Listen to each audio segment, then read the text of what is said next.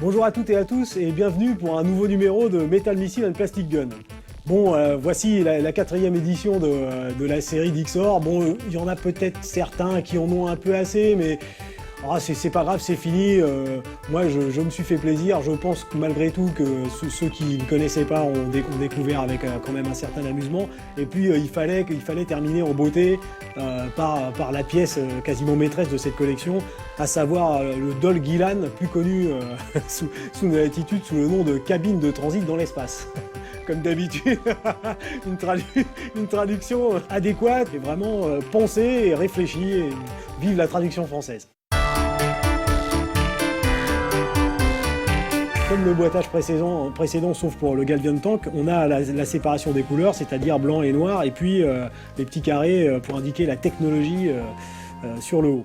C'est aussi une boîte fenêtre, donc au moment où vous vous apprêtiez à acquérir l'objet de vos désirs les plus enflammés, vous pouviez observer ce qu'il y avait à l'intérieur, ce qui augmentait bien sûr votre désir de possession. C'est fait pour ça et c'est très bien. De superbes photos de la série elle-même, comme pour les boîtes précédentes, donc, et puis à l'arrière, bien sûr, comme d'habitude, des photos des autres jouets de la collection, au cas où ce ne serait pas déjà fait, que vous ayez l'envie de les acquérir.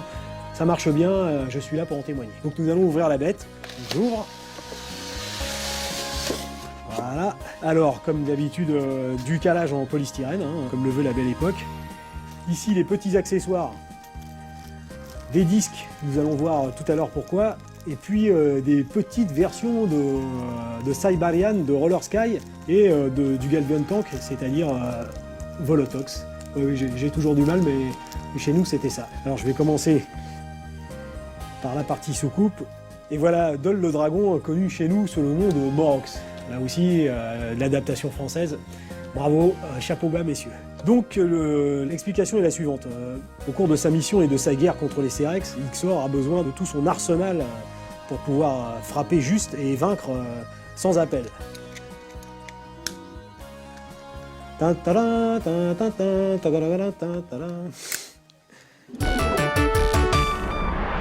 Alors nous allons donc avoir l'explication du nom original, à savoir Dol Gillan, c'est-à-dire que Dol Gillan, c'est l'ensemble du vaisseau d'Ixor. Donc à la fois la soucoupe et la partie inférieure.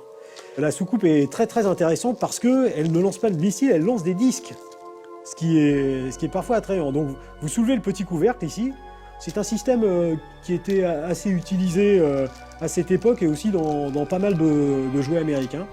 Et derrière, vous avez un petit curseur, un petit déclencheur que vous tirez, et quand vous le relâchez, cela envoie les disques. Voilà, comme vous pouvez le constater. Et évidemment, vous pouvez tirer à répétition tant que vous avez des munitions, évidemment. À cette taille, on avait aussi la possibilité d'ouvrir un petit hangar qui se trouve à la proue de Dol Gillan pour y introduire des répliques miniatures du Galvion Tank de Rondon et aussi du fort connu Siberian alias Roller Sky. Donc on pouvait parfaitement les mettre à l'intérieur de Dol Gillan et en plus refermer la porte. Autre possibilité, vous pouvez parfaitement sortir vos véhicules du hangar et les lancer. Et Roller Sky! Et voilà, il part très très loin parce que Ixor est sur Terre, il faut quand même aller le rejoindre, c'est pas la porte à côté, donc il faut en mettre un gros coup. Comme nous le savons, Ixor au sol, confronté à la malignité retorse de Louis BMX-11 et de ses Cerex, a vraiment besoin de gros renforts. Et à ce moment-là, il invoque, si j'ose dire, Dol, c'est-à-dire Morox chez nous, en lui disant « À moi Morox !» Et donc, sur la musique que nous connaissons bien, on assiste à la séparation de Gillan et de Dol. Gillan s'envole dans l'espace pendant que Dol se transforme joliment. Donc voilà, vous ouvrez les deux parties et exactement comme dans la série, la tête et la queue de Dol le dragon se déploient. Le voici dans toute sa splendeur. Et là, comme nous le savons, nous les aficionados, Ixor se tient debout sur le museau de Dol. Et de là, lui ordonne vocalement d'envoyer rayons laser, flammes et autres réjouissances pour montrer aux Cerex qui est vraiment le boss, une bonne fois pour toutes. Un superbe jouet, vraiment génial, beaucoup de reflets, beaucoup de métal, comme à l'époque. Il y a même des trains d'atterrissage sur Gillan, ce qui fait qu'on peut considérer qu'on a deux jouets parfaitement indépendants l'un de l'autre, et puis des possibilités de jeu accrues, puisqu'on peut les combiner. Voilà, XOR Forever. Monsieur Obakenji, si vous nous entendez, encore merci pour l'ensemble de votre carrière. Je sais que c'est une phrase bateau, mais c'est quelque chose pour moi et pour mon entourage et pour tous les gens qui étaient là à ce moment-là.